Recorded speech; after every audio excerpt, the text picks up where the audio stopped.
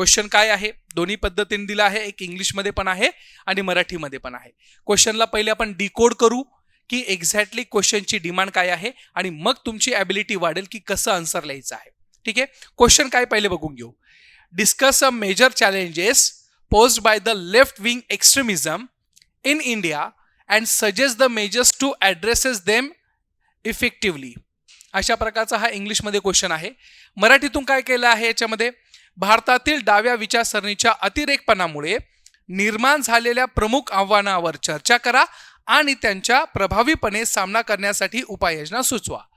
म्हणजे तुम्हाला आता हा क्वेश्चन्स असणार तो 15 मार्कासाठी असणार आहे. 15 मार्क म्हटल्यानंतर किती, 250 वर्ड्समध्ये तुम्हाला प्रेझेंट करायचं आहे. आता सर्वप्रथम सगळ्यात महत्त्वाची गोष्ट काय असते आन्सर रायटिंगमध्ये, की तुम्हाला क्वेश्चन्स आणि क्वेश्चनचं असलेलं डिकोडेशन करता येतं का. दुसरी सगळ्यात महत्त्वाची गोष्ट असते की क्वेश्चन्समध्ये किती सब क्वेश्चन्स लपलेले आहे याचं ॲनालिसिस तुम्हाला प्रॉपरली जमायला पाहिजे. आपल्याकडे विद्यार्थ्यांना प्रॉब्लेम काय होतोय की क्वेश्चन समजत नाही. क्वेश्चन समजला नाही की त्याच्यामध्ये असलेले जे सब क्वेश्चन्स आहे त्या क्वेश्चन्सला पण तुम्ही प्रॉपरली रीड करत नाही आणि तुम्ही फक्त रॅन्डमली आन्सर लिहिण्याचा प्रयत्न करतात. त्यामुळं आपल्याला ती कॉन्सेप्ट समजत नाही की आपल्याला काय लिखाण करायचं आहे. याच्यासाठी प्रयत्न करा की एका क्वेश्चनमध्ये किती क्वेश्चन सब क्वेश्चन्स लपलेले आहे. आता सिंपल क्वेश्चन आहे. क्वेश्चन काय विचारलेलं आहे त्यांनी, क्वेश्चन हा विचारलेला आहे की आपल्याकडं पर्टिक्युलर जे काही लेफ्ट विंग एक्स्ट्रीमिझम वाढत चाललेलं आहे, ज्याला आपण डाव्या विचारसरणीचा संदर्भ घेतोय, तर अशा वेळेस कोणते मेजर चॅलेंजेस आहे कशा ठिकाणी, तर लेफ्ट विंग एक्स्ट्रीमिझमच्या ठिकाणी. म्हणजे एका प्रकारचं असलेल्या डाव्या विचारसरणीची असलेल्या ज्या काही पर्टिक्युलर एरियाज आहे त्या एरियाजमध्ये कोणते कोणते मेजर प्रॉब्लेम्स आहे इंडियामध्ये, हा त्याच्यामधला पहिला क्वेश्चन सब क्वेश्चन्स लपलेला आहे. Suggest the measures to address them effectively, हा सब क्वेश्चन सेकंड जो आहे त्याच्यामध्ये आपल्याला दुसऱ्या क्वेश्चन विचारलेला आहे. म्हणजे एका क्वेश्चनमध्ये आपल्याकडे किती क्वेश्चन सापडताय, 2 क्वेश्चन सापडताय. पहिला क्वेश्चन काय आहे की तुम्हाला त्या संदर्भामध्ये अतिरेकपणामुळं, कशाच्या संदर्भात, तर डाव्या विचारसरणीच्या अतिरेकपणामुळं निर्माण झालेल्या प्रमुख आव्हानावर चर्चा करायची. म्हणजे आता तुम्हाला इथं आव्हाने कोणती कोणती आहे ह्या आव्हानांवर थोडं फोकस करायचं आहे. डिमांड ऑफ द क्वेश्चन्स तुमची इथं जायला पाहिजे. दुसरी गोष्ट, तुम्हाला ह्या आव्हानावर त्या स्वरूपाच्या बाबतीमध्ये भारत सरकारने कोणत्या उपाययोजना केलेल्या आहे याच्यावर बोलायचं आहे. म्हणजे एकंदरीत तुम्हाला ह्या 2 गोष्टी तुमच्या आन्सरमध्ये शो झाल्याच पाहिजे. मग अशा पद्धतीने एक क्वेश्चन आणि त्या क्वेश्चनमध्ये असलेले 2 सब क्वेश्चन्स तुम्हाला प्रॉपरली डील करता आलं पाहिजे.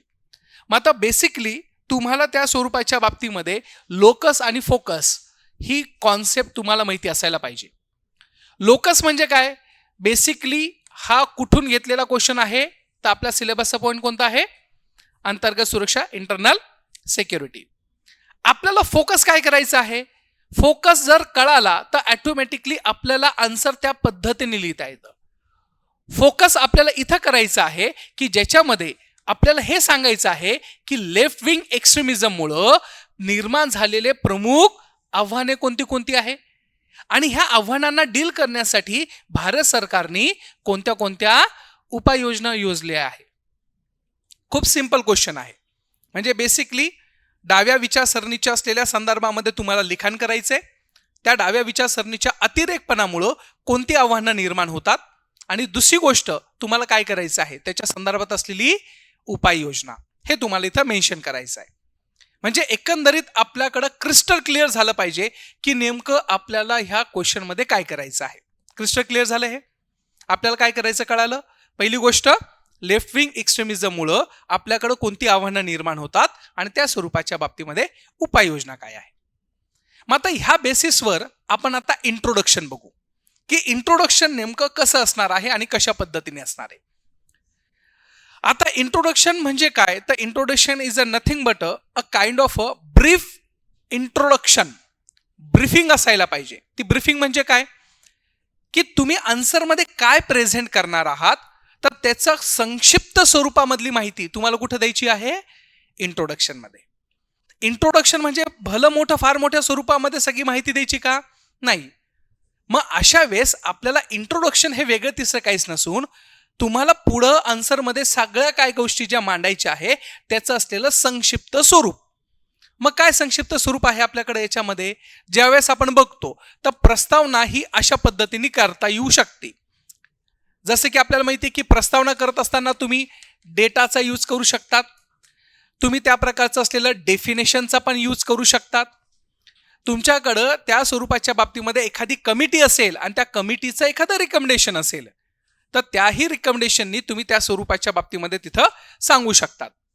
मग अशा वेळेस आपण इथं अशा पद्धतीने मांडलेलं आहे की याच्यामध्ये थोडीफार इन्फॉर्मेशन पण भेटल आणि अलॉंग विथ दॅट आपल्या पुढं आन्सरमध्ये आपण काय मांडलेलं आहे हेही ह्या इंट्रोडक्शनच्या माध्यमातून कळल. मग इंट्रोडक्शनमध्ये काय लिहिलंय आता बघा, डाव्या विचारसरणीच्या दहशतवाद लेफ्ट विंग एक्स्ट्रीमिझम हा आंतरिक सुरक्षेसमोर उभा असलेला काय आहे, दीर्घकालीन बहुआयामी धोका आहे. म्हणजे इथं मी थोडंसं काय करून दाखवलंय, मल्टी डायमेन्शनलिटी दाखवली. काय दाखवली? मल्टी डायमेन्शनलिटी. इंट्रोडक्शन मी अशा पद्धतीने केलं की ज्याच्यातून मी काय दाखवायचा प्रयत्न करतोय की आपल्याकडं लेफ्ट विंग एक्स्ट्रीमिझम जे आहे ते लेफ्ट विंग एक्स्ट्रीमिझम एकंदरीत भारत देशाच्या अंतर्गत सुरक्षतेला बहुआयामी स्वरूपामध्ये धोका निर्माण करतंय. म्हणजे मी इथं महत्व पटवून देतोय की बघा भारत देशाच्या अंतर्गत सुरक्षतेमध्ये ह्या लेफ्ट विंग एक्स्ट्रीमिझमचं एकदम महत्व आहे, त्याच्यावर लक्ष देणं काय आहे गरजेचं आहे, हे मी तिथं समजून सांगतोय.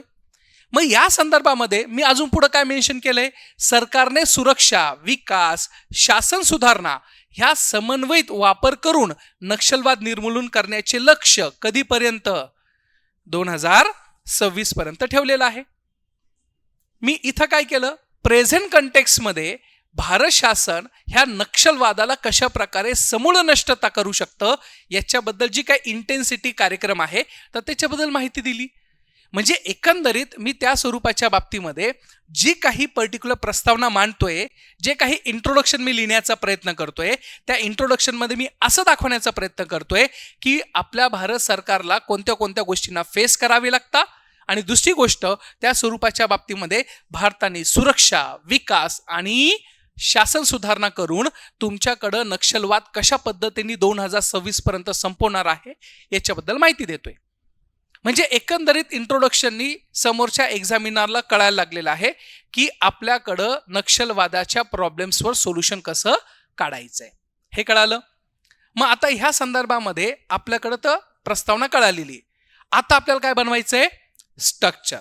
आता स्ट्रक्चर तुम्हाला बनवायचंय, तुम्हाला त्या प्रकारचं असलेलं 4 ते 5 मिनिटं दिलं जाईल, 6 मिनिटं घ्या, परंतु स्ट्रक्चर बनवून दाखवा. क्वेश्चन कळाला? वाटल्यास क्वेश्चन मी परत एकदा दाखवतो म्हणजे तुम्हाला लक्षात येईल. क्वेश्चन बघायचं, लिहिण्याचा प्रयत्न करा, होतं बरोबर. ठीक आहे, 6 मिनिटं असेल, 6 मिनिटामध्ये लिखाण करायचंय की लेफ्ट विंग एक्स्ट्रीमिझमला कमी करण्यासाठी भारत सरकारने कोणते कोणते आव्हानं कोणती आहे आणि पावलं कोणती कोणती उचललेली आहे. ब्रेन स्ट्रोमिंग करा, ब्रेन स्ट्रोमिंग करून त्या स्वरूपाच्या बाबतीमध्ये सगळ्या गोष्टी व्यवस्थित लिहिण्याचा प्रयत्न करा. थोडा आता पॅनिकनेस आला असेल की सर एवढ्या शॉर्ट बट स्वीटच्या टाईममध्ये आम्हाला कसं काय लिखाण करता येईल. तुम्हाला पहिले सांगितलं की स्ट्रक्चराईज बनवा, तुम्ही माइंडमध्ये स्ट्रक्चर बनवता आलं पाहिजे. स्ट्रक्चर कसं बनवणार, क्वेश्चनमध्ये काय विचारलेलं आहे, आव्हाने कशाच्या संदर्भामध्ये, बरोबर आहे, लेफ्ट विंग एक्स्ट्रीमिझमची आव्हाने कोणती आहे आणि त्याच्यावर उपाययोजना. म्हणजे आपल्या माइंडमध्ये हे असायला पाहिजे की आपल्याला आव्हाने सांगायचं आहे आणि त्याच्यासोबतची उपाययोजना, हे सिंपल आहे त्याच्यामध्ये. मग आता आपण स्ट्रक्चर कसं बनवू, तर ह्या संदर्भामध्ये स्ट्रक्चर असं बनवणार. स्ट्रक्चर बनवता वेळेस ह्या गोष्टीवर आपण फोकस करायचं. कसा फोकस करायचा बघा, पहिलं काय सांगायचंय तुम्ही, मुख्य आव्हाने कोणती कोणती. मग आता लेफ्ट विंग एक्स्ट्रीमिझम जेव्हा आपण म्हणतो तर त्यावेळेस साहजिकच आहे, लेफ्ट विंग एक्स्ट्रीमिझम ह्या शब्दाचा अर्थ कशाशी रिलेटेड आहे, नक्षलिझमशी आहे. मग अशा वेळेस ही जी काही आव्हाने आहे, ही आव्हाने सांगता वेळेस त्या स्वरूपाच्या बाबतीमध्ये नक्षलिझम वाढलं तर ऑटोमॅटिकली काय वाढणार आहे, सुरक्षा व कायद्या सुव्यवस्थेचा प्रॉब्लेम निर्माण होणार आहे. हे सगळ्यात मोठी आव्हाने आहे. मग तुम्ही या संदर्भामध्ये जर रिसेंटली काही अशा घटना घडल्या असेल की ज्याच्या माध्यमातून आपल्याकडं जे पोलीस कर्मचारी असेल किंवा मिलिटरी पर्सन्स असतील यांची जर डेथ होत असेल, शहीद होत असेल तर अशा वेळेस त्या स्वरूपाच्या बाबतीमध्ये त्यांचा जो काही आकडा आहे तर तुम्ही तो सांगू शकतात. कारण की ती आव्हाने आहे ना. मग अशा वेळेस तुम्हाला सुरुवातीला मुख्य आव्हानामध्ये हे सांगायचं आहे की सुरक्षा, कायदा व सुव्यवस्था यांची असलेली आपल्याकडे काय आहे, सगळ्यात मोठा प्रॉब्लेम आहे नक्षलिझमच्या ठिकाणी. क्लिअर. दुसरं काय असणार आहे मित्रांनो, तर भौगोलिक व्याप्ती आणि त्याचं सीमा क्षेत्र, हे पण एक आव्हाने आहे. नक्षलिझम एका ठिकाणी नाही दिसत ना, आपल्याकडे रेड कॉरिडॉर आहे, दंडकारण्य अभयारण्य जे आपण म्हणतोय, तर त्याच्या संदर्भामध्ये तुमचं ओरिसाचा जो बॉटम आहे, ओरिसा, झारखंड, आंध्र प्रदेश, महाराष्ट्र, खालपर्यंत तमिळनाडूपर्यंत तुम्हाला तो पट्टा दिसून देतो, त्याला आपण रेड कॉरिडॉर म्हणतोय. मग अशा वेळेस ही आव्हान आहे की त्यांना एका पोझिशनवर आपण त्यांना पकडू शकत नाही. त्यांची जी काही मोबिलिटी आहे, ज्याला आपण म्हणतो की ते फिरत राहतात, मग अशा वेळेस त्यांचा असलेला व्याप्ती, त्यांची सीमा क्षेत्र, हा सगळ्यात मोठा प्रॉब्लेम आहे. सेकंड थिंग काय आहे, जसे की फॉर एक्झाम्पल नक्षलिस्ट पर्सन आहे, त्यांनी महाराष्ट्रामध्ये काही इनलिगल ऍक्टिव्हिटीज केली आणि ते जर त्या प्रकारचं पलायन करून आंध्र प्रदेशमध्ये गेले, तर आता इथं कन्फ्लिक्ट निर्माण होतो की हे मॅटर कोण रन करणार, महाराष्ट्र गव्हर्नमेंट और आंध्र प्रदेश गव्हर्नमेंट. त्यांची ज्युरिडिक्शनची जी पॉवर्स असते, ते ज्युरिडिक्शन पॉवर कोण डील करणार आहे, हा एक सगळ्यात मोठा प्रश्न आहे. ही आव्हाने ना, नक्षलिझम कमी करणं एकंदरीत भारत सरकारचं एकदम आपण म्हणतो ना प्राईम मोटो आहे. परंतु ते प्राईम मोटो असताना आपल्याकडं राज्यांमध्येही त्या प्रकारचा समन्वय असणं गरजेचं आहे. मग अशा वेळेस ही आव्हानं आपल्या समोर दिसत आहे. भौगोलिक व्याप्ती पण काय आहे, मोठी स्वरूपातली आहे. इव्हन दो हे कमी की काय, नॉर्थ ईस्ट रिजनमध्ये पण आपल्याकडे अशा प्रकारचे असलेले नक्षलवादी दिसत आहे. मग अशा वेळेस यांचं असलेलं कॅप्चरिंग जी मुवमेंट्स असतात, ते कॅप्चरिंग मुवमेंट्स आपल्याला एक्झॅक्टली एक्झिबिट करता येत नाहीये. Are you getting my points? समजतंय? हे आव्हान आहे. तिसरं आव्हान काय असणार आहे, सामाजिक आणि आर्थिक घटक आहे. मग ज्याला आपण सोशल आणि इकॉनॉमिकल असलेला फॅक्टर्स आहे, हा सोशल इकॉनॉमिकल फॅक्टर्स आपल्याला एक आव्हान समोर करताय. दारिद्र्य आलं की बेरोजगारी येणार, बेरोजगारी आली की त्या प्रकारचं असलेला वेगळ्या मार्गाने तिथं कृत्य करण्यासाठी त्या व्यक्तीचं माइंडसेट फिरवल्या जात आहे. आज बघा ना, तुम्हाला जर बघायला गेलं तर नक्षलिझम हे कोणत्या पोर्शनमध्ये दिसतंय, लिस्ट डेव्हलप पोर्शनमध्ये दिसतंय, जसं की गडचिरोली वगैरे, अशा प्रकारे भंडारा किंवा चंद्रपूर वगैरे या पट्ट्यामध्ये. का? कारण की तिथं त्या प्रकारची डेव्हलपमेंट झालेली नाहीये. सामाजिक परिस्थिती सुधारलेली आहे का? नाही. आर्थिक घटकांनी त्या प्रकारचा तो भाग चांगल्या प्रकारे सजलो आहे का? बिलकुल नाही. मग अशा ह्या सगळ्या विविध प्रकारच्या गोष्टीच्या माध्यमातून ज्यावेळेस तुम्ही अनालिसिस करता, तर त्यावेळेस आपल्याला लक्षात येतंय की पर्टिक्युलर जो काही एरिया आहे त्याच्यामध्ये सोशल आणि इकॉनॉमिकल जे काही फॅक्टर्स असतात, ते फॅक्टर्स आपल्याकडे प्रॉब्लेम क्रिएट करत असतात फॉर द नक्षलिझम. ते आव्हान आपल्याकडे सांगता येऊ शकतात. पुढे जाऊन आपण म्हणतोय की शासन कमकुवतपणा आणि मूलभूत सेवांचा असलेला अभाव. बेसिक इन्फ्रास्ट्रक्चर ज्याला आपण म्हणतोय, साधं हॉस्पिटल नाहीये, साधं स्कूल्स नाहीये, साधे रस्ते नाहीये, हे बेसिक गोष्टी आहे ना. किंवा तुमचं असलेल्या शासनाचं गव्हर्नन्स त्यांच्यापर्यंत जात नाहीये प्रॉपरली. त्यांचं असलेलं इव्हन दो असं म्हटलं जात आहे की गडचिरोली, चंद्रपूर किंवा ह्या भागामध्ये त्या लोकांना साधा आधार कार्ड काय आहे हे देखील माहीत नाहीये. त्यांना आपण डेमोक्रेसीमध्ये इन्व्हॉल्व्ह करून घेण्याचा प्रयत्न करतोय, पण त्याच्याकडे साधं काय नाहीये, वोटिंग कार्ड नाहीये. मग ह्या सगळ्या गोष्टी जर त्यांच्यापर्यंत पोहोचत नसेल, तर हे कुठंतरी अपयश आहे की नाही. आणि ह्या अपयशामुळे कुठंतरी काय निर्माण होत आहे, आव्हाने निर्माण होत आहे. आपल्याला हेच मेन्शन करायचंय. हे मेन्शन करतोय म्हणजे आपण काय दाखवतोय की नक्षलिझम इतका एवढा एक्स्ट्रीम लेवलवर तिथं का गेलेला आहे. त्याच्यानंतर काय आहे, धोरणात्मक व वैचारिक काय आहे, आव्हाने आहे. धोरणात्मक स्वरूपामध्ये कमकुवतपणा येतो, वैचारिक स्वरूपामध्ये पण त्या प्रकारची कमतरता आहे.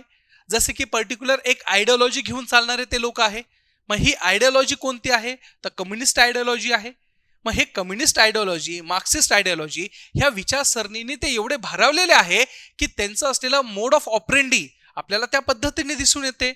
मग ह्या सगळ्या गोष्टींना भारत सरकारला काय करावं लागतो, सामना करावा लागतो. मग हे सगळे काय आहे, आव्हाने आहे. कोणासमोर, भारत सरकार समोर. आणि ही आव्हाने पेलत असताना पर्टिक्युलर ह्या आव्हानांना भारत सरकार काय करतोय, फार स्वरूपामध्ये म्हणजे मोठ्या स्वरूपामध्ये त्याला डील करण्याची काय करतोय, कॅपॅसिटी बिल्ड करतोय.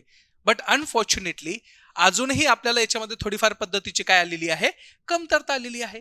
मग अशा पद्धतीने हे आव्हाने तुम्ही सांगितलं पाहिजे. आव्हाने झाल्यानंतर आपल्याला काय सांगितलेलं आहे क्वेश्चन मध्ये, उपाययोजना. मग स्ट्रक्चर असं बनवायचं. बघा आपण काय करायचं, मग लगेच उपाययोजना. कारण की आपल्याला एक्झाम मध्ये टू द पॉइंट लिहायचं आहे, बरोबर की नाही मित्रांनो.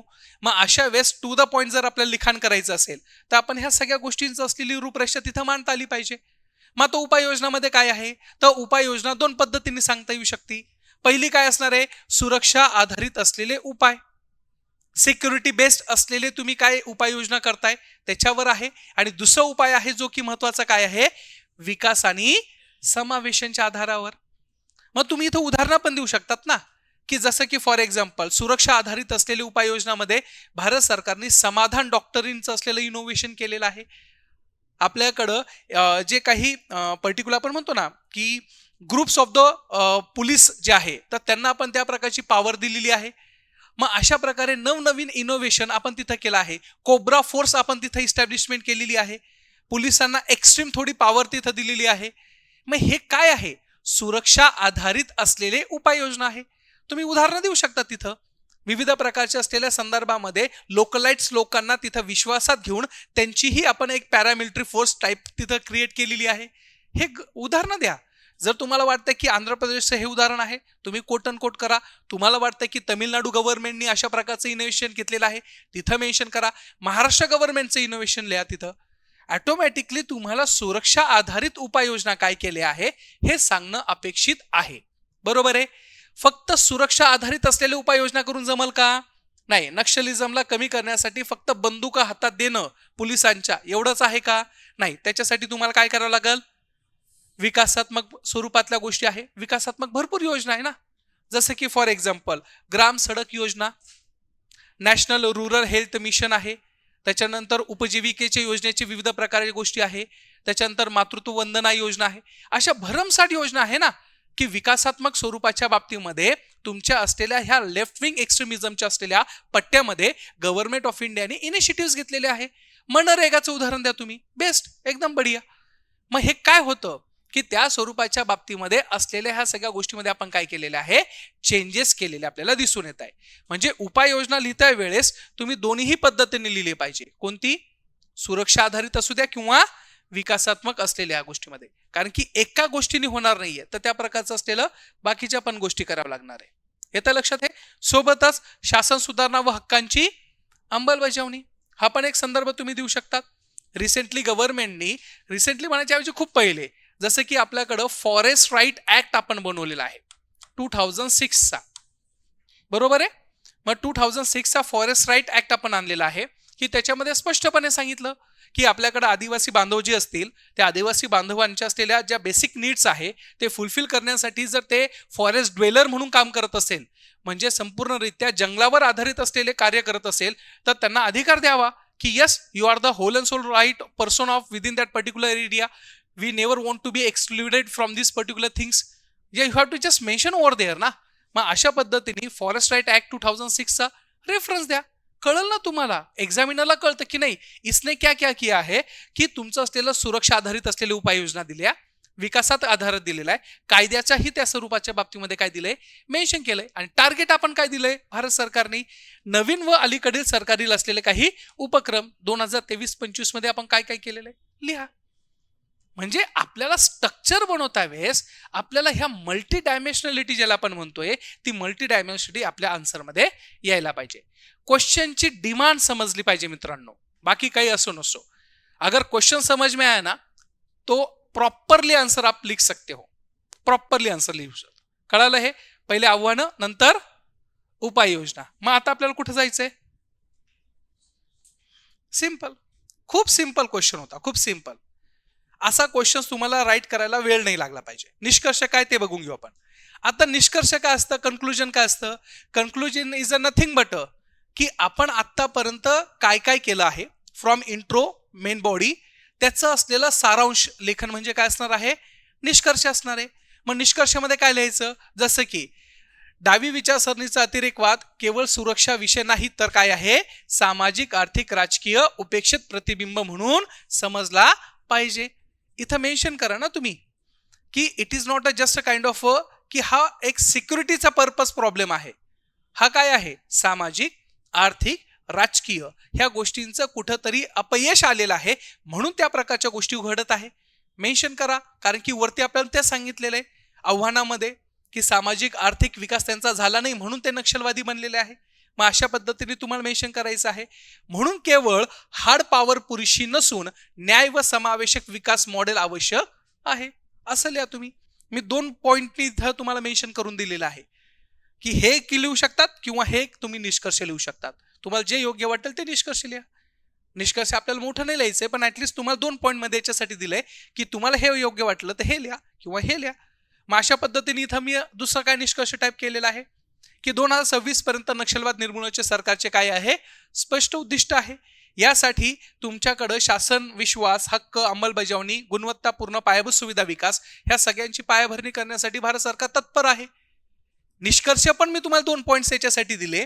तुम्हाला वाटत असेल तर हे लिहा किंवा हे लिहा.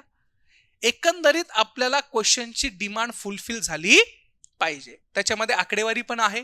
रिसेंटली गव्हर्नमेंट काय इनिशिएटिव्ह घेत आहे त्या इनिशिएटिव्हचं तुम्हाला मेन्शन्स करता आलं पाहिजे. मग ह्या सगळ्या गोष्टी जर तुम्ही परफेक्टली मेन्शन केलं तर तुम्हाला चांगले मार्क्स भेटण्याची अपेक्षा आहे. Got it. याच्यामध्ये तुम्हाला ॲड ऑन करायचं असेल तर तुम्ही ॲड ऑन करू शकता. भरपूर काही गोष्टी ॲड ऑन करू शकता त्याच्यामध्ये, पण बेसिक अशा पद्धतीने तुम्हाला आन्सर लिहायला पाहिजे. ठीक आहे, चलायचं पुढं. चलो आगे निकलते.